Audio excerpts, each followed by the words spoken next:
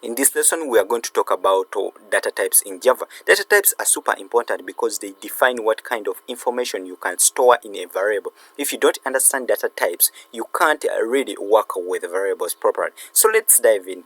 In simple terms, a data type tells Java what kind of value a variable can hold. For example, is it a number, a decimal, a single letter, or maybe text? By knowing the type, Java can also figure out how much memory to use and what kind of operations are allowed. Okay, so in Java, data types are divided into two main categories. We have the primitive data types, and these ones are the most basic ones. Okay, they are the most basic. Types. Okay, and another one we have the non-primitive data types, also called the reference types. Okay, so let's go through them one by one. Okay, so there are 8 primitive data types in Java. These are built into the language, okay, and are very efficient. Okay, so we have the byte, and this one stores very small integers, okay, from -1 to 8, -218, okay, or to 127. Okay, so for example, okay, so we might have here, we might have here byte, we might have a byte, and here a, then let us name it, let us give it 100, like that. Okay, so and this one is a data type, byte is a data type. Okay, so we have another one, it is called the short. Okay, and this one stores small integers, okay, from negative, is it -32, I can't remember very well, -32768, like that. Okay, up to positive, okay, up to positive 32732, 326, is it 667, like that, 67. Okay, yeah, that one. Okay, so for example, let me give you an example here. For example, we might have short, and then b, let us give it b is the name of the variable, let us give it like 200. Okay, 200. Okay, so you should get the money. Okay, check on the internet and get the money of these, okay, the range, okay, of these data types. Okay, just get them. Okay, so we have another one which is the most common one, it is called the int. Okay, and the int, as I said, it is the most commonly used type, okay, for whole numbers. Okay, and it ranges from -2 billions to positive 2 billions. Okay, so for example, let us have here our int age, our variable age, and let us give it 25. Okay, there. Okay, so we have created a variable age with a data type integer, so it can store only whole numbers. Okay, so we have another one, it is called long. Okay, and the long stores very large integers. Okay, as you hear the word long. Okay, so for instance, let us create here a long, then let us give it population. Okay, so for instance, if you want to store a population, okay, so a population of a certain area, so for example, if we had let us have these ones like this, like that. Okay, and from there we need to add another one. So if we had this one like this, as you can see here, if you had something like this, if we had here if we end our statement here. Okay, so for long we need to add l at the end here, at the end there. Okay, so if we add it, as you can see, there is no error, okay, that is being generated. Okay, so you should end it with l, okay, for long. Okay, so after there we have another one, it is called the float. Okay, and the float stores decimal numbers, okay, with the less precision. Okay, so for example, you will know about precision later. Okay, so for example, if we add float there, float, it is called the float variable, so it's called the price, let us name it the price variable.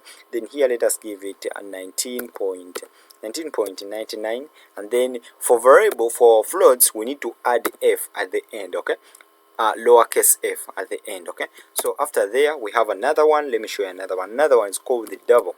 Okay, the double. Okay, so the double stores decimal numbers, okay, with high precision. Okay, with a higher precision. Okay, so for example, if we had double, then here let me add pi, let us use pi, and let us give it 3.14, yeah, is it 1414159?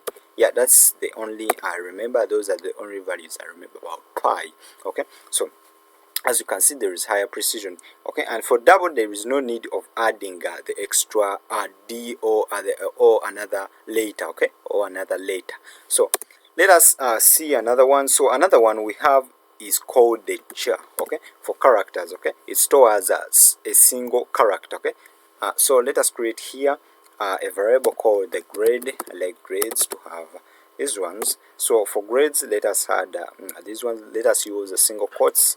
Okay, and then we add the a, like that. Okay, so this is our variable called grade, and it stores this character a. Okay, so from there, let us look at another one, which is called the boolean, and this one stores only two values. Okay, true or false. For example, let us have here boolean, and let us give it is Java fun. Is Java fun? Is it fun, guys? Absolutely, it is fun. Okay, Java is completely fine. So whenever you declare a variable, you pick the primitive type based on the kind of data you want to store. Okay, so now let us look at non-primitive data types. Okay, and these are called reference types. Okay, these are also called reference types. Okay, because they refer to objects. Okay, the most common ones you will use at first is the string type. Okay, and the string stores a text. Okay, so for example, let us create it here, and it must have the uppercase S, okay, at the start. So string, okay, with the uppercase, okay, as you can see. Then string, let us name it, this variable as name. Then let us give it, here I'm using double quotes. Okay, so Alice, like that, or you can call the name John, or your name. Okay, so other non-primitive types include arrays, classes, and objects. Okay, but we will talk about those later as we go deeper into Java programming. Okay, so one interesting thing about Java types, about data types in Java, is that if you don't assign a value to a variable, primitive types get default values. Okay, when used inside classes. Okay, numbers like int, their default their default value is 0. For booleans, their default values, okay, their default value is false. Characters, their default value, their defaults, okay, their default value, okay, is just empty character. Okay, and for non-primitive types, okay, like strings, okay, their default value is null. Okay, so sometimes you will need to change, okay, one you need to change one data type into another one. Okay, and this one, okay, is called type casting. Okay, changing one integer, changing like from one data type to another. Okay, for example, changing from integers to doubles or to float. Okay, you might want to do that. Okay, but we shall take a look at that.